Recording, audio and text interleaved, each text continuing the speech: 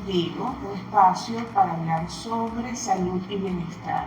En este nuevo episodio hablaremos sobre la visibilización, haz visible lo invisible, la visibilización sobre el dolor crónico.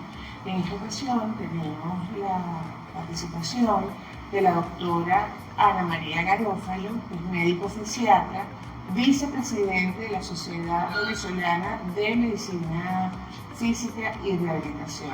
Bienvenida, doctora. Muchísimas gracias, Sofía. Un gusto estar con ustedes en este podcast del día de hoy y poder llegar a todas nuestras amigas y nuestros pacientes. Así es.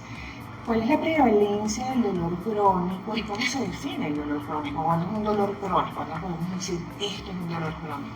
Bueno, para entrar en la definición del dolor, siempre nos vamos a la definición de la OMS del dolor, donde el dolor ya es no solo la experiencia de una lesión y un daño, sino que se incorpora la afectividad y la subjetividad de cada paciente. Si se define crónico o agudo, va a depender del tiempo que tiene la persona con su dolor. Entonces, ya más de 3 semanas con un dolor entra en la definición de dolor crónico.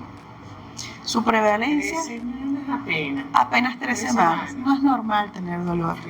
No es normal. Entonces, es importante lo que estás diciendo, visibilizarlo, porque no es normal que él esté allí por tanto tiempo. Y su prevalencia es bastante alta, es 1 de cada 5 personas. Así es. ¿A qué se asocia? ¿Cuáles son las causas del dolor crónico? El dolor en sí tiene muchas causas.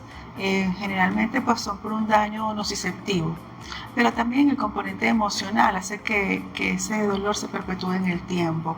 Las personas con ciertos rasgos de personalidad, con ciertas características, quizás con problemas sin afrontar o quizás con un mal manejo por la parte de su tratamiento, también hace que ese proceso se cronifique. ¿Y cuáles son las características de personalidad que se asocian al desarrollo de un dolor crónico? Bueno, las personas con rasgos depresivos suelen tener un dolor crónico no visible, que ni ellos mismos lo logran visibilizar. Y las personas que tienen pensamientos catastróficos, con ideas anticipatorias, son las personas que por lo general están llevando un dolor crónico. Entonces, es más asociado a trastornos emocionales como la depresión y como el trastorno de ansiedad generalizado, ¿no? Cuando tú hablas de estas personas catastróficas que suelen anticipar elementos o eventos negativos de la vida como constantemente, yo los llamo los preocupados eternos, ¿no? Sí. O los catastróficos eternos, que están todo el tiempo anticipando lo negativo, ¿no? Sí, las personas que son más positivas y que tienen ideas más bien de proactividad, de resolución de conflictos, suelen igualmente, en el momento que presentan una patología o una lesión, logran resolver mejor su patología, cumplir su tratamiento, aceptar su tratamiento, y a medida que hagan todos los pasos correctos, pues podemos tener un abordaje integral de su problema. Sí. Y hay varias categorías dentro del dolor crónico. Por ejemplo, hemos hablado de la fibromialgia en algunas ocasiones, está la fibromialgia, o sea, ¿cómo se diferencia? O sea, son categorías diagnósticas diferentes. Sí, claro. ¿Tener fibromialgia o tener dolor crónico? Sí, son diagnósticos distintos y ahí entramos en otra clasificación del dolor que corresponde como tal a su etiología. Entonces ahí tenemos el dolor nociceptivo, que es cuando hay como tal una lesión, un trauma, y probablemente presentas inmediatamente dolor. En un periodo, digamos, subagudo presentas dolor.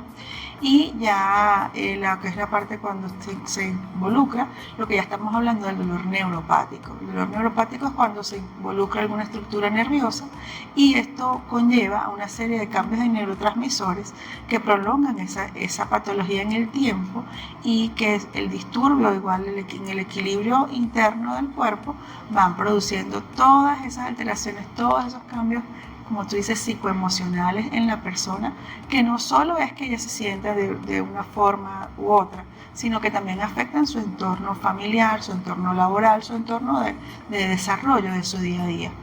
Así es. Por ejemplo, en esto del dolor crónico, Dices que un antecedente puede ser como dolor agudo, el dolor traumático, o sea, producto de algún trauma y luego se convierte en crónico, o no necesariamente está asociado a No a tiene, lo traumático. no tiene una definición así, Claro. así tan clara como la pudiésemos ver. El dolor, por lo menos en mi área de medicina física y rehabilitación, trabajamos mucho lo que es la parte musculoesquelética. Entonces, no solo el hecho de haber tenido un trauma específico, puntual, también ahí se involucran las lesiones por trauma repetitivo. Las, digamos, no son lesiones, pero son las alteraciones posturales, los vicios posturales, la sobrecarga mecánica y la sobrecarga físico-emocional también producen una serie de alteraciones que pueden traducirse en dolor. Y a su vez, tanto cambios genéticos como cambios, como te decía, del sistema neuroendocrino pueden favorecer esos cuadros dolorosos. Por ejemplo, nombraste la fibromialgia. La fibromialgia pues tiene un basamento, un sustrato genético, pero igualmente coincide con criterios de personalidad, personas que son muy ansiosas, que son muy perfeccionistas, que a todo le buscan un pero, que a todo le buscan una vuelta y que son pues, también bastante anticipatorias en sus pensamientos y en su actuar diario. Allí pues entonces entran los criterios de fibromialgia, no solo la presencia de dolor, con 18 puntos de dolor en todo el cuerpo, dolor en los dos brazos, en las dos piernas, en la cervical, en la lumbar, sino también ahí se van a involucrar todos los hábitos de vida diaria, que incluyen los hábitos intestinales, el hábito de sueño, incluso el peso, los ciclos hormonales, la sudoración, todo eso se involucra en la fibromialgia, que sí es un dolor crónico. Que forma parte del dolor crónico. Es uno de los dolores crónicos, digamos, clásicos que tenemos en nuestro día a día, en nuestra consulta, es la fibromialgia. Ahorita se ha desarrollado mucho como esa intervención del intestino como el segundo cerebro, ¿no? Sí. De lo que estabas hablando ahorita. ¿Qué relación han visto, por ejemplo, entre el dolor crónico y esta parte de funcionamiento intestinal que estabas nombrando? Bueno, hoy en día todo lo que vamos a estar leyendo se basa en la microbiota y cómo esa flora intestinal procesa los mismos nutrientes para entrar al cuerpo, para favorecer al cuerpo o unas cosas pues no favorecerlos también. Esos microorganismos que están allí, pues también puede ocurrir que no permitan la absorción de nutrientes. Entonces, esto también es una falla en nuestro organismo. Y todos estos desbalances se van a ir sintiendo y reflejando en los distintos sistemas del cuerpo. Hoy en día es lo que más se está estudiando hoy en día, qué comemos, cómo lo comemos, a qué lo comemos y en general cómo tratamos a nuestro cuerpo para poder estar mejor. ¿Y qué recomendaciones hay, por ejemplo, en función de esto específicamente que se está estudiando?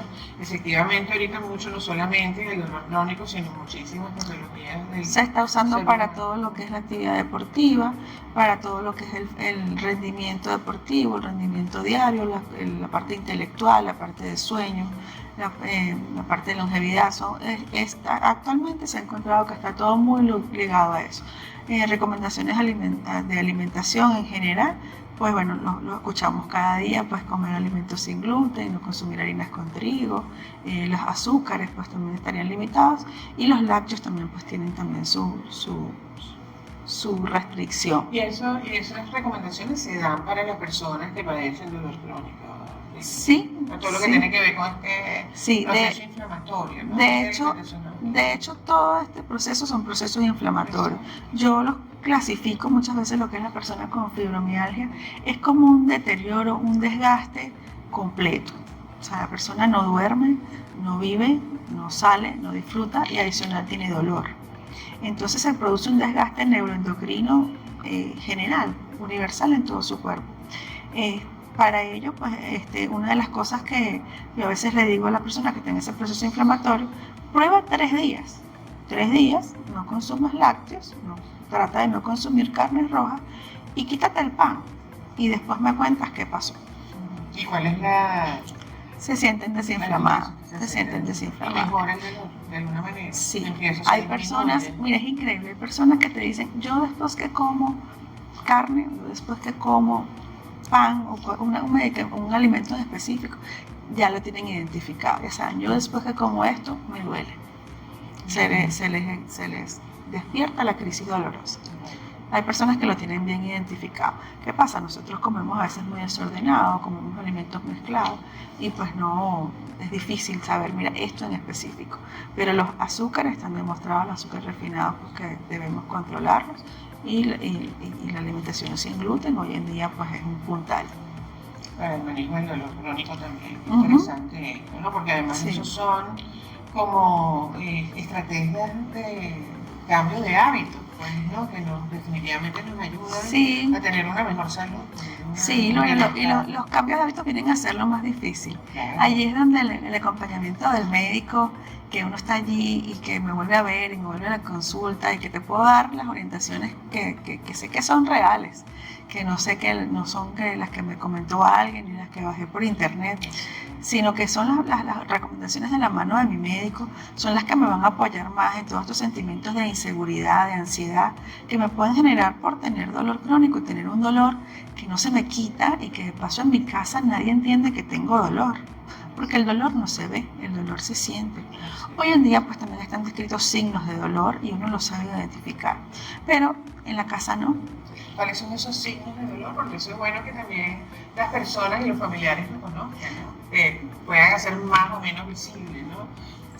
Sí, un poquito difícil porque a veces son muy sutiles, como es el enrojecimiento del área donde uno toca. Ese eritema que queda después que uno hace una presión mayor de 4 kilogramos obviamente con el dedo pulgar, lo que es, a veces hay piloerección en la zona que se estimula, también lo que es, hay respuestas de evitación, tú me tocas y yo me quito porque sé que tu dedo me está molestando, me quito, a veces suelen ser muy sutiles. Y también hay alteraciones en lo que son los signos vitales, como la tensión arterial puede alterarse por tener dolor. Y expresiones, por ejemplo, la gente no siempre, sobre todo cuando es crónico, que de alguna manera se habitúa, que no tendría que ser a ese dolor, pero quizás expresiones faciales o la cara, ¿con qué cara entró a la consulta? Exacto. Normalmente para nosotros, en medicina física y rehabilitación en la consulta, para nosotros es muy común manejar los pacientes con dolor. Y cuando empezamos nuestra historia clínica, que es como debe hacerse la evaluación de cada paciente, con todo su interrogatorio y después describimos el examen físico, cualquier historia de nosotros que agarre, lo primero que vas a ver es que dice la descripción de cómo entra el paciente y lo primero que vamos a poner es faciálgica, la cara de que le duele. ¿Y cómo es esa cara de que le duele? Porque es que el dolor también a veces se ve, cuando es muy fuerte, sobre todo se ve en la cara. Por lo general, frunce el ceño, tiene algún tipo de expresión facial. Fíjate, eso lo podemos ver cada día con nosotros en la calle. A veces decimos, mira, esa persona está amargada. No, a lo mejor esa persona tiene un dolor que muchas veces no sabemos, no vamos a poder distinguir si es un dolor físico o emocional. Pero entonces es una persona que tiene menos movimiento, que uno lo ve un poco más rígida, no necesariamente que ande con el ceño fruncido, sino una cierta rigidez en su cara. Y bueno, si lo buscamos en el libro, pues la faciálgica es una cosa como que prácticamente la cara torcida del dolor.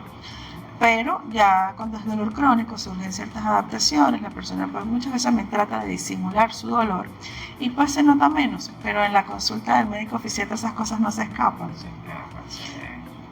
Se ríen menos, por ejemplo. Claro, sí, se ríen menos, se mueven menos, si está de un lado del cuerpo, pues usan menos ese lado del cuerpo.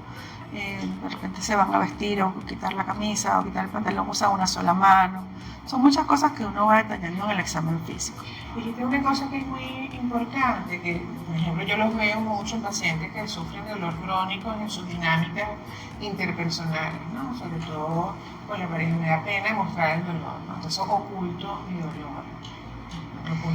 Yo le estoy recordando a una persona, por ejemplo, que dice, oye, qué duro es, porque bueno, además soy sexóloga y se le niega el deseo sexual obviamente a las personas. Es parte de las cosas que pasa, es parte de las cosas que pasa con fibromialgia también. Claro, porque bueno, con un dolor crónico que no quiere deseo sexual. Nadie quiere nada.